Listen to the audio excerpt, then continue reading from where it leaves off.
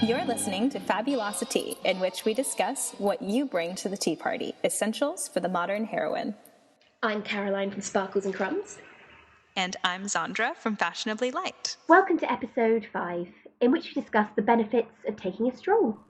So even though it is winter outside, we still need to exercise because it makes us happier and is good for you. And nature's cute. It's wonderful.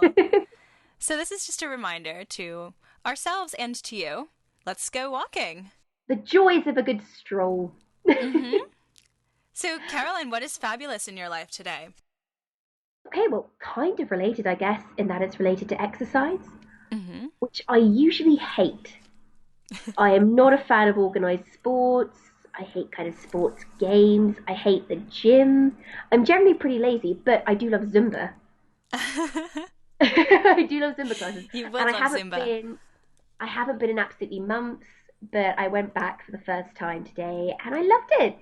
Yay. It's for those who don't know, Zumba, it's like a dance class, but without any kind of real structured steps. You kind of do your best to copy the teacher, and there's lots of kind of Latin, crazy salsa, jazzy rhythms, and it's just really fun.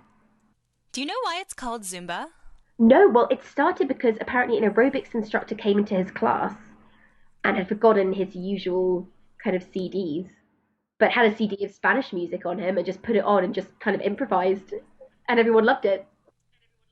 And they said, Zumba! Exactly, and there's like a whole industry of music now for Zumba. Oh, it's fantastic. I need to try it. Oh, I just love it. We have a fabulous South American teacher, and she just, gets everyone to whoop at various points, and kind of, if someone she feels isn't dancing enthusiastically enough, dances next to them till they get involved. It's good fun. So what's your fabulosity? Well, I just saw the movie Her, which I absolutely loved. So, do you know the premise? So it's Joaquin Phoenix falling in love with his voice automated. Yeah, it's with his operating system, so it's like Siri for iPhones in the future. Which I thought was pretty cool because we're recording a podcast, which is something that people listen to, and the film is all about how people aren't using screens as much as they are listening to voices in their head, so everything's voice activated. And the interesting thing is the more that he spends time with his technology, the more he actually goes outside and appreciates nature. Ah, it sounds quite interesting. Yeah. It's so interesting, and it's a beautiful world. I read your post. Oh, you did? I read your post about how it looks so clean. It does. And Yeah, everyone looks really comfortable in their clothing. Well, I should see it because I love all the actors and actresses in it. So I should. Yes, Amy Adams, Rooney Mara, and the dad from Carrie Diaries is in it. Oh, you must be so happy. I was so happy because I didn't know he was in it, and he plays this sort of annoying geek, so it was wonderful. I've got to add it to the list then. Yes, do add it to the list. It's wonderful. Awesome. So we have an exercise class and a movie as this week's fabulous. Yes, and he goes for a stroll in the movie a lot, so it's relevant. Oh, really? Yeah, he's like walking around, and because what he sees, the Samantha, the computer lady, can also see, so he's like showing her different experiences through his eyes. So is it like artificial intelligence? Because I know it's Scarlett. So it's Scarlett Johansson's voice, right? Isn't it? The kind of robot. Right. So it's like the idea is that the robot voice that we're used to now with like navigation and stuff has a personality. Oh, it's quite interesting. Yeah. Oh, is it a happy ending? Is it a sad ending? Well, I can't tell you that. Give me a hint. You can cut this bit later. So, walking. Xandra, what is your favourite walk in the world? Oh, I don't know. I just like walking in general. It's my favorite form of transportation. So when I'm in a city, if I have the option of like taking a cab or taking public transportation or walking, I would rather walk and do like 2 planned things in a day rather than jet around in underground and to do like 15 things in a day. Because it's a wonderful way to explore because you find things along the way that weren't planned. I just love walking through London. Yeah, you like, yeah, well, I think especially. So, what do you think about this? I'd say European Hmm. cities are a lot more walkable than American cities. Yeah, definitely. I mean, I'm from Boston, which is dubbed America's Walking City. And that's one of the reasons why I love it so much because I still don't drive. And you really do need to drive or be driven in America, um, especially in those more spacious places like LA. Yeah, well, that's the thing. So, I guess I've been very lucky in that I've always grown up somewhere where everything is within walking, biking, or at least very good public transport distance. England has amazing public transportation. Yeah, so we complain about it all the time, but it is so You useful. don't know what you have. But so I just ordered a book which I'm in the middle of reading, which I absolutely love, and is so relevant to this, which is as you know, Sandra, I am off to Paris this weekend. Mm-hmm. Ah, Bon voyage. woo, oui, oui. And it is The Most Beautiful Walk in the World, A Pedestrian in Paris, by John Baxter. So he's this guy who's lived all around the world. He's lived in LA, he's lived in Australia, he's lived in a little English village, and he now lives in Paris with his wife and his little girl. And so he essentially it's a really readable book, and he writes about walking essentially, Hmm. and he quotes. So this is Charles Gross. Nobody has yet found a better way to travel slowly than to walk. It requires two legs, nothing more. Want to go faster? Don't bother walking. Roll, slide, or fly. Don't walk. But once you are walking, it's not performance that counts, but the intensity of the sky, the splendor of the landscape. Walking is not a sport. Don't you love that? Oh, that's so lovely. So It's true. amazing the things you notice when you walk. Um, Yes. like sometimes when the weather is less icy, I walk in one of the I walk in one of the neighborhoods near my house, and I've done that walk about like 200 times. But every time I sort of it's still magical to be outdoors and to see the shadows of the trees against the sky and the different colors that the sky turns. The sky is amazing. It's Oh, so underrated. I agree. Mm. Well, one of my favorite walks is, and it's actually one of those few walks you can do any season and it's still beautiful. Mm-hmm. It is the walk from Cambridge town to Grantchester. What is Grantchester? Grantchester is a little village just outside of Cambridge. So you go kind of, I think it's north of Cambridge, and you walk along the river and you go through these gorgeous green fields. And you feel like you're walking Oh, through Pride and Prejudice, and you just walk along the river for about 20-25 minutes, and you get to the little town of Grantchester, and it has an orchard that serves scones and cream tea in deck chairs. that sounds really nice. Can we go there? Yes, and it's where, well, I'm planning my birthday party there. I love it so much. Yay. Alice in Wonderland themed, Yes? because you English Oh, cream of tea. course. Not that I plan things in advance. My birthday is in May, My but hey. birthday is in July. I'm also planning my birthday. What is yours? Well, I haven't decided yet because I'm not sure exactly what country I'm going to be in.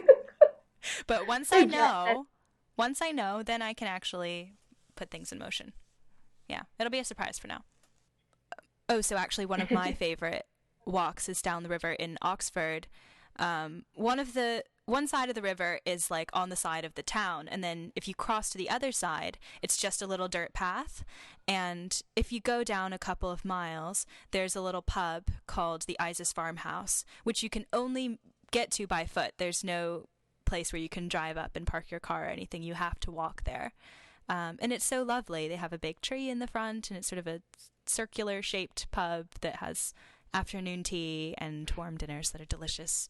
And they have fairy lights, which is my weakness. oh, everyone Yes, loves fairy lights.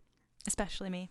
That sounds lovely. Yeah, I love it. And so, we go on these walks through Cambridge to Grantchester, and there's these some beautiful, big, stately homes on the walk. And my friends and I would always be like, "Well, we're going to live there." Like, Obviously. and there's lots of cows wandering around because it's owned by King's College, all the land. Oh, I It's love just, when there's wildlife. oh, it's really funny. One time we were walking through these fields and we saw a cow sitting by itself. And my friend who loves animals was like, "Oh no, cows are social creatures. That cow looks so lonely. We should help it. We should call the farmer." Very I was thoughtful like, of you. "We're not telephoning the farmer to tell him his cow looks a bit lonely." And she's like, "No, Oh. it looks so alone." Did you know that cows are not native to America? Where are they from? Well, like England. I don't know, a lot of other places in the world, but all of the cows that we have in America, and we have a lot of cows now, were like brought in on boats. Well, yeah, you guys just had buffaloes. I guess so. But that sort of blew my mind. I was at the Museum of Science. They're doing like an exhibit on food. It was That's interesting. so useful. Yeah. But what's great about the kind of Cambridge Grantchester walk, and it sounds like the Oxford walk too, Sandra, is that it's super similar to. Do you remember in Pride and Prejudice when Lizzie Bennet goes for a walk Oh my gosh. to go visit Jane We have a when quote, she's don't we? sick? Mr. Bingley. Yes. Listeners, we have already dug out this quote in preparation. So it's, do you remember, like, oh, Caroline Bingley is like sarking away about Lizzie Bennet coming back from her walk looking all muddy and fresh faced. To walk 3 miles or 4 miles or 5 miles or whatever it is, above her ankles in dirt, and alone, quite alone. What could she mean by it? Seems to me to show an abominable sort of conceited independence, a most country town indifference to decorum. I am afraid, Mr. Darcy, observed Miss Bingley, in a half whisper, that this adventure has rather affected your admiration of her fine eyes. Not at all, he replied. They were brightened by the exercise. I love That's Darcy. wonderful. I love your Darcy voice too. Oh, I'm very gruff. Well, this is a thing though. The literary heroines were really into walking. Louisa May Alcott, the author of Little Women, was also an avid walker, and she lives in Concord, Massachusetts, and for fun, some days she would just walk to Boston, but it would like take up an entire day, but she'd just go out and do it for fun. Oh my, Greg Peck, she really liked walking. Is Greg Peck a walker too? Oh, no, that was just me exclaiming instead of, oh my God. Oh my, Oh, Greg. oh, that was an oh my Greg Peck. OMGP. OMGP. I don't think our listeners have experienced that yet. Sorry, yeah, this is what I say. Yes. When I am truly shocked, apparently. Oh, go to Louisa May Alcott. Mm-hmm. Go her. And now they have a an annual race in Concord in honor of her because she liked being outdoors so much. They have I think it's a 5K race, and there's a woman who dresses up as Louisa May Alcott and like leads the crowd. It's really fabulous. She just sounds amazing. The difference is walking instead of running in, say, a marathon. Mm. It's just so much more restful. It doesn't feel like work. But actually, there's lots of studies that show, cardiovascularly, it's still so good for you and doesn't put the same amount of strain on your joints. I think I'm Walking. holding on to those studies because I am very lazy and I would much rather go for a nice stroll for a hot chocolate than a blooming 10-mile jog. Well, as both a walker and a runner myself, I can say it's really up to what makes you happy, because running makes a lot of people happy, and if it doesn't make you happy, then don't do it. Just walk twice as far. I actually have in front of me the latest edition of Real Simple magazine, February 2014 edition. And their title article is, "Yes, Walking Works, a step-by-step guide to getting fit fast," which is a little, Woo! catchy for my liking. But the article is a good read. Let me find it. So one of the reasons that you should walk is because it protects you from heart disease. It says, any activity that gradually gets your heart rate up is good for your cardiovascular health. And this is exactly what happens when you run or walk fast. But if that's not your speed, there's another option, walking longer. So to reach the calorie burn of a run, the walkers covered a distance of about 1.5 times farther than that of the runners. So if you don't enjoy running, just walk for 1.5 times as far as you would to get an exercise from running. I mean, it'll take longer, but if you want to have your nice, relaxing stroll, then there you go. Well, yeah, because when I was little, what I like about walking is you can just fit it into your day. Hmm. You don't need special trainers. You don't need special kind of running gear. You don't get all sweaty. And Hmm. I used to walk through Bushy Park, which is a huge, like 100-acre odd park in the middle of kind of southwest London by Hampton Court. I'm just gonna say I love the names of English things. Bushy Bushy Park. Park, I know, isn't it brilliant? It was Bushy Park. It was like, oh, it was my favorite place in the world. I used to cycle or walk through there every day to get to Oh. school, and it was like a good, yeah, hour and a half walk Hmm. each way to get to school. But like it because it was just part of your day, and I'd much prefer to do that than sit on like a really crowded, horrible bus in Right, of traffic. course. I mean, we have enough things to do in our day anyway. If you don't want to schedule in a block of this is my exercise time, then just walk more. Yeah, exactly. Well, so one of the things I find interesting is at the moment, most of the people I work with, well, all of the people I work with, walk or cycle to work. Really? Yeah. Well, you do live in a very walkable city. Well, this is Walkability, Yes. which is a new way to measure cities. Walkscore.com. Walkscore.com, indeed. I was really happy because Cambridge is like super walkable. Okay, so what was the percentage for Cambridge? Let me have a look. Find your neighborhood. So yeah, anyone can go on to WalkScore and you can find how walkable your city is. And basically, this kind of website has been set up because walkable neighborhoods, people are generally happier. There's less crime. There's more independent businesses. It's generally meant to be they're just happier places apparently. Um, so Cambridge Walk Score is 83. So Caroline sent me this, very proud of Cambridge, and of course I had to one up her and say, well, Oxford got a 98. 98. And Edinburgh has 100. Edinburgh, no, kind of 100. Let me have a look. It has 100. Can't. It does. It does. It's 100. It's called Walker's It's Paradise. perfect. It's called Walker's Paradise. That's not true. It's nowhere near as good as Cambridge. Not that I'm biased. Apparently, walkability has decided this. Um, but basically, I think the measure is, daily errands do not require a car, which I Mm, think is definitely true of Cambridge, Oxford, and Edinburgh, to be fair. yeah. And probably, yeah. So we're talking about very walkable places that we live in or have lived in. What are your thoughts on advising people on how to get walking in when they don't live in a very walkable place? Oh, God. That's so terrible to think of. Well, like I live right off a main road. So I go walking in the neighborhood like across the street from me. Well, I guess, to be honest, I think, I knew people who lived in quite cut off places from anywhere walkable that was pleasant to walk in.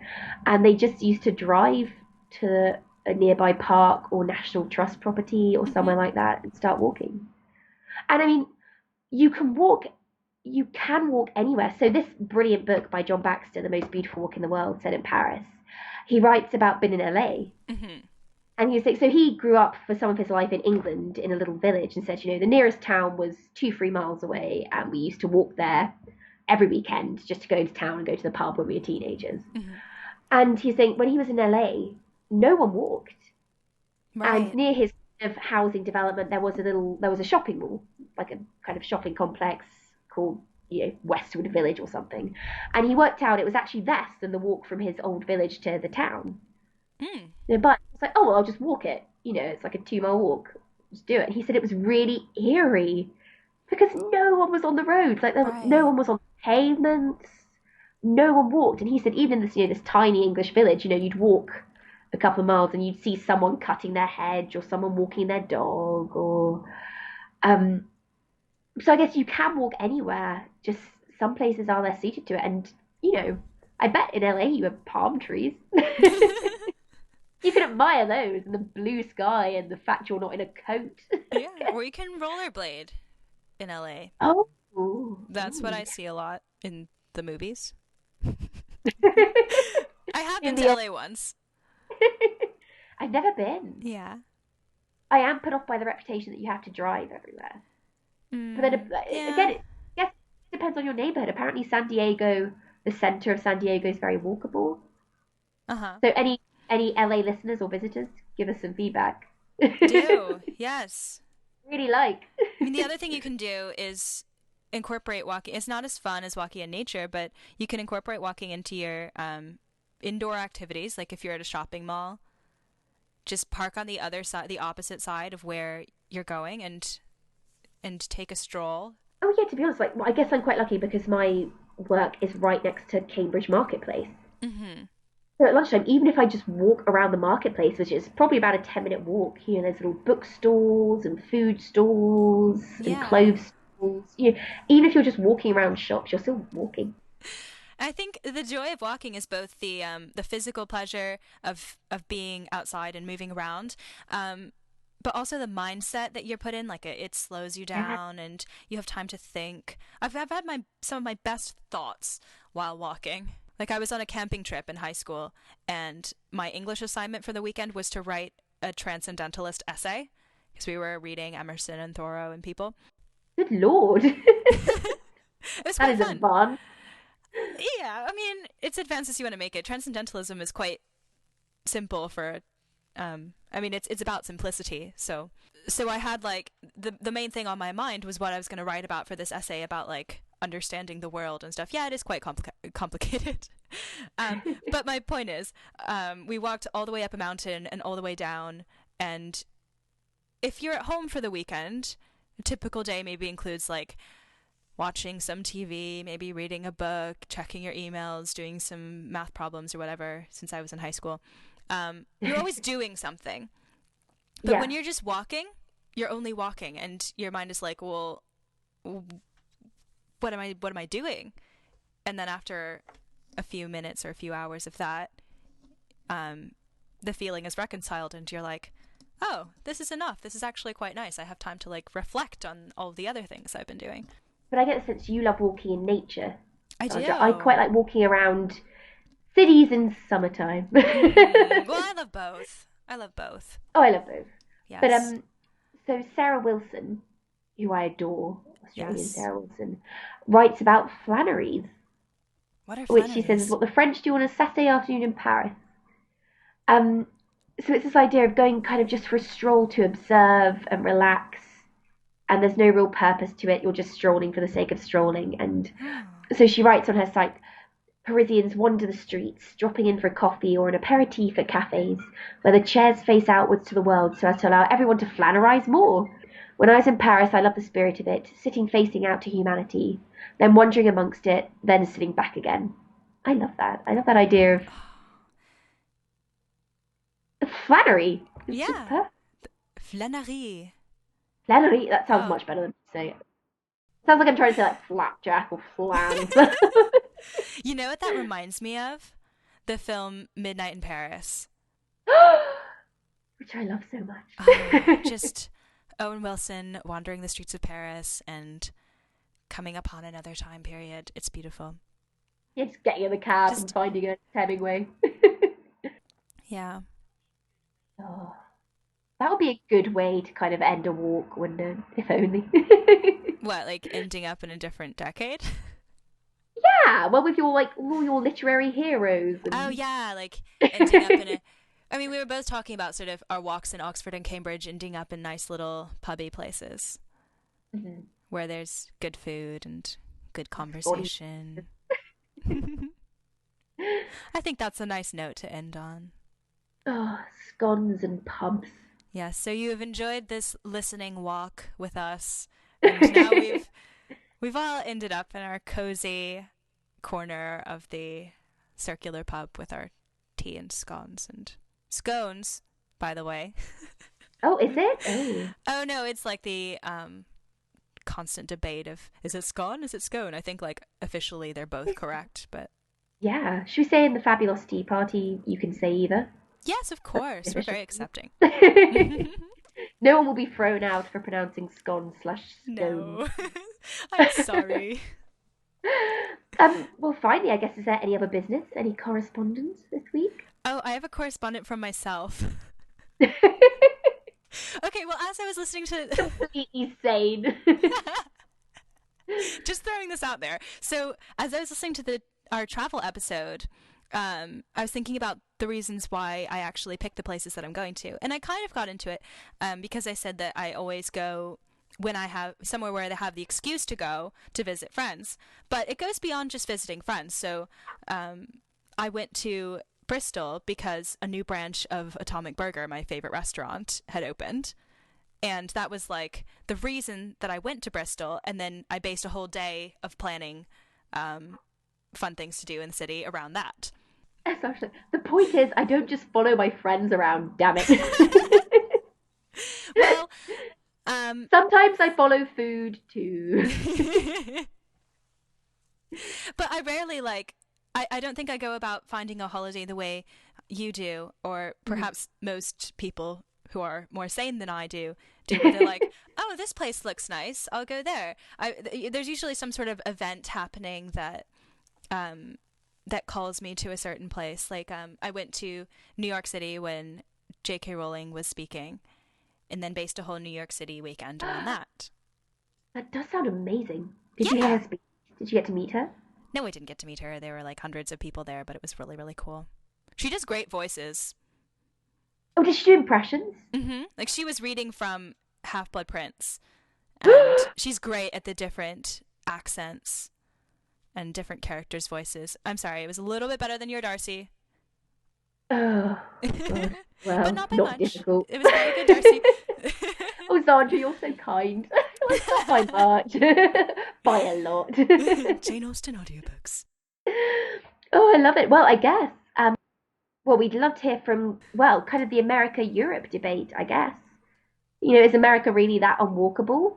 Do we have any American listeners who live in gorgeous towns that they stroll everywhere in? Yes, do tell us.